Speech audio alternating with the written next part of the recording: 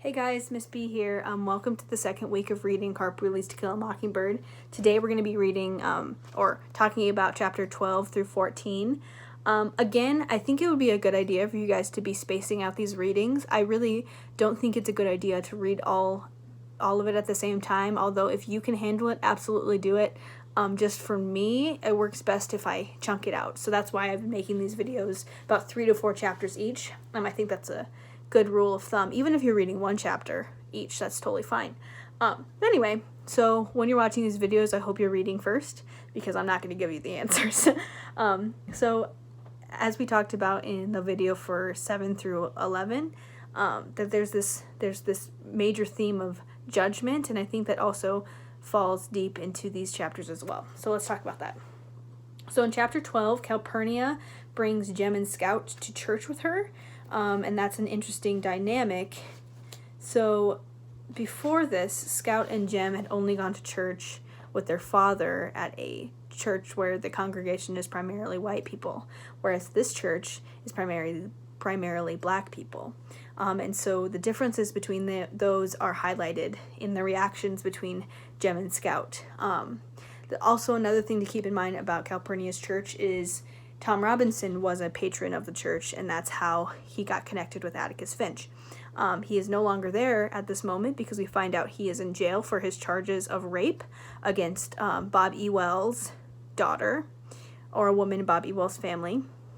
And so we find that out in this chapter.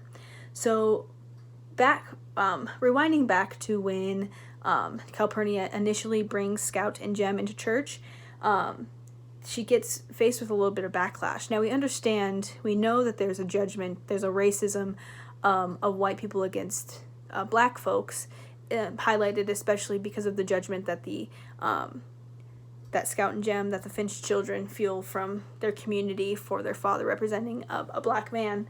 But there's also this juxtaposition of people in Calpurnia's church wondering why she brought white children into the church. And that one of those moments is when she's talking to Lula on page 158. And I wanted to highlight a little tiny line on that page. In a conversation between Calpurnia and Lula's a churchgoer at Calpurnia's church, Lula's confused as to why she's bringing white children. It says chillin'. That's how you pronounce that on that page. And Calpurnia said, it's the same God, ain't it? I thought that was a really interesting line, and something really good to remember. A positive message from this book to remember is that regardless of what Christian church you're going to, regardless of if Scout and Jem were going to church with their father or their family or going to the church with Calpurnia, they're worshiping the same God. They're the same people, and that there's no need to have this type of bigotry. So I thought that was really important and kind of telling of the book. And then later we hear Jem and Scout's reactions of like, this is so different than, they don't think they necessarily say it's bad, it's just different than what they're used to. And then we also hear Scout and Jem get worried about not having hymn books, and how am I going to follow along with the gospel? How am I going to follow along with worship? And they later find out that worship at Calpurnia's church works like the reverend or whoever is leading worship says something, and then they say it back in a sing-songy way. And we later find out that this is called linen. So this is repeating back, and Scout inquires to Calpurnia, why do we do that? Why don't you guys have hymn books? Now on page 165, Calpurnia answers that, and she says, yeah, it's called linen. They've done it that way as long as I can remember. Jem said it looked like they could save collection money for a year and get some hymn books. Calpurnia laughed. Wouldn't do any good, she said. They can't read. Can't read, I asked. All those folks? That's right, Calpurnia nodded. Can't, but about 4 folks in first purchase read. I'm one of them. So she's saying there that a lot of the congregation don't know how to read, and this compared to Scout, who's been read to her whole entire life, who've had all these opportunities and privileges to learn how to read. compared to many of the patrons at Calpurnia's church, kind of shows the racial differences, the socioeconomic differences, and just the academic differences between these people in this book, and how there's disadvantages and advantages that are given to you at birth. Scout and Jem have a great father, right? They have a great parent. They've been raised well. They've been raised in a good community, and they've been raised with an opportunity to have that academic success. And some people are born in the wrong neighborhood, or not given the same privileges and opportunities that Jem and Scout have, and that surprises them because they're kids, and you don't know any better when you're a kid. So that's kind of what's going on there, and that's pointed out in this chapter. So in chapter 13, we find out that Aunt Alexandria is coming to live with them. Now, we have a little bit of history with Aunt Alexandria and how judgy she is. And she's brought there, well, they don't say it explicitly, but they almost do. She's coming to stay with them because they need a female presence in their life. And that confuses me because they have Calpurnia, they have Miss Maudie, they have female presence in their life. So that was just confusing to me. But we later find out it's mostly because Atticus is stressed with the case, right? Atticus is stressed with the case, and it's worrying him and taking up a lot of his time. And so he invites his sister to come stay with them so that he can have help. In this chapter, we also find out a little bit more about Maycomb history and what makes Maycomb Maycomb. And there's also a part that I really wanted to highlight. Now, bear with me. I'm not very good at these kind of name things. If you've ever heard me read aloud before, you kind of know that. But I wanted to read this paragraph, so just bear with me if I stutter a little bit. That's why. And this is on page 175, and in this passage, we'll explain it a little bit more, but they talk about the reason why these people are the way they are. So it starts, there was indeed a caste system. So first of all, if you don't know what a caste system is, look it up. I do not think I would be able to do it justice, but it's basically like a hierarchy of families. There was indeed a caste system in Maycomb, but to my mind it worked this way. The older citizens, the present generation of people who have lived side by side for years and years, were utterly predictable to one another. They took for granted attitudes, character shadings, even gestures, as having been repeated in each generation and refined by time.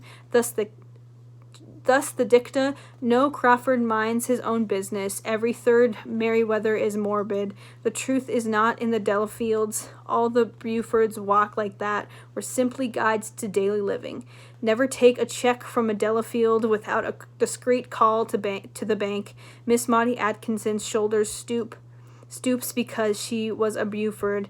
If Mrs. Grace Merryweather sips a gin out of Lydia E. Pinkham's bottle, it's nothing unusual. Her mother did the same. So in this, she's saying that these families have never changed for generations. We know what to expect. It's predictable. They're predictable. This community is predictable, which also tells me that their ideologies and their ideals are also predictable. And so this judgment and this bigotry and this racism that may live in these people are predictable. So just keep that in mind. And then, again, Aunt Alexandria is pretty judgy, and after a conversation with Jem and Scout, she tells them, she tells Atticus to remind them that they're Finches, that they have a place and an attitude and a being to uphold, right? They have this belief, and who the foundation of the Finches are, they have that to uphold, and they're not these rednecks, right? They're a civil family. So that's something to keep in mind with that. Okay, and then moving on to chapter 14,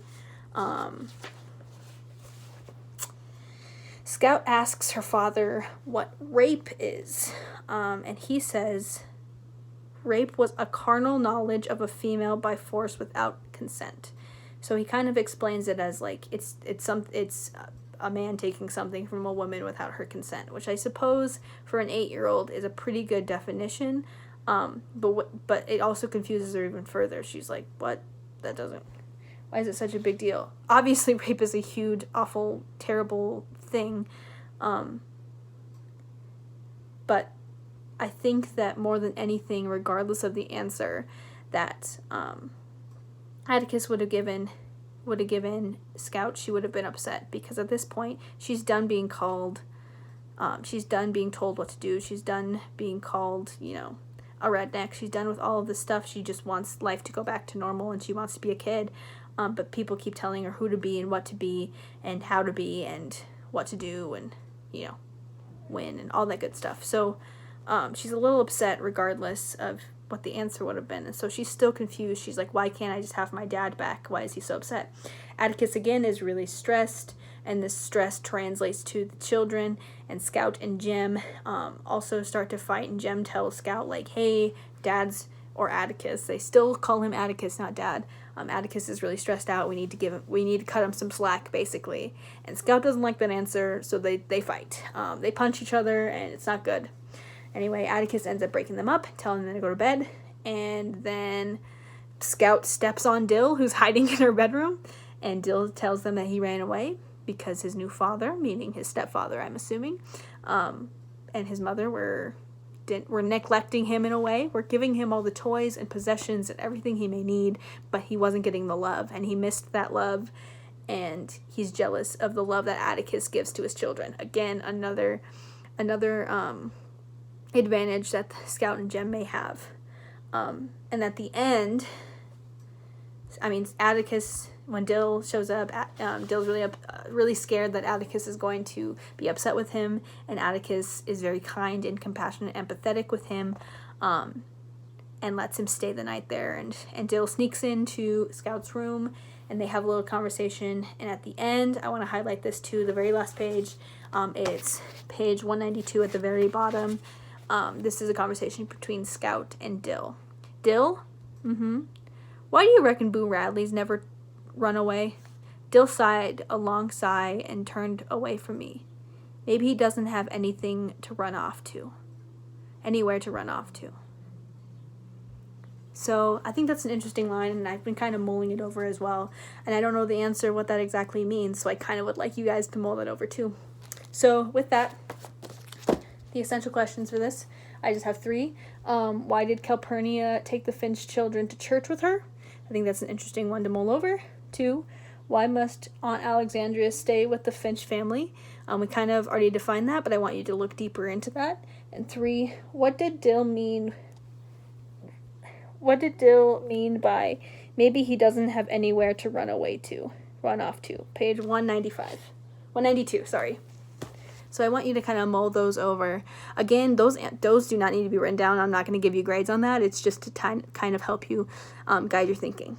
So song of the day is The Chains by Fleetwood Mac. Let's get spooky. I love Fleetwood Mac, and that song is so good. It goes right off. Super good song. And then my advice of the day would be make sure you're washing your face. Even if you're throwing water on it, do it. Wash your face. That's my advice.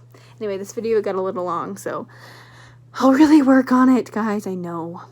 Just put it on 2 times speed, and it'll be done before you know it. I hope these videos help. Let me know. Okay, if you need anything, let me know. Bye, guys. Have a good night. Happy Monday!